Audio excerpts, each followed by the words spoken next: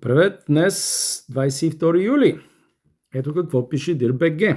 САЩ след нотото от Иран. Бдителни сме, за да отблъснем всякакви заплахи срещу България. Тази новина ме заежда с невероятна доза оптимизъм. Вече ще спя много по-спокойно. Ако съм имал някакви съмнения, нямам. Те са бдителни. Американците бяха бдителни в там Бахрейн, Катар, ама иранците си ги удрят.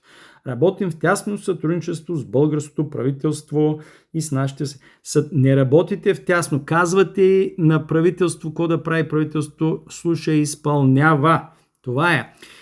За тези, които си мислят или са си мислили, че Радев ще ни оправи, дълбоко се лъжете. Има една хубава българска поговорка, старата песен на нов глас.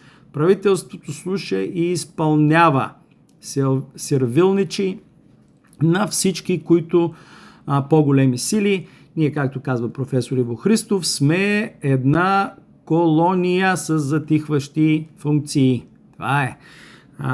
Радев ще играе по свирката на господарите му, те, които го назначиха, и тая засукана външна министър, където един Господ знае какво прави там, микробиоложка ще учи, другите ще им разправя за амеби, чехълчета и хидри.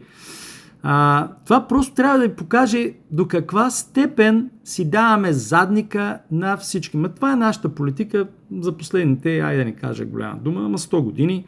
То това си е заложено. Ще правим каквото ни каже. Да му мислят те около Безмер и в Ямбол.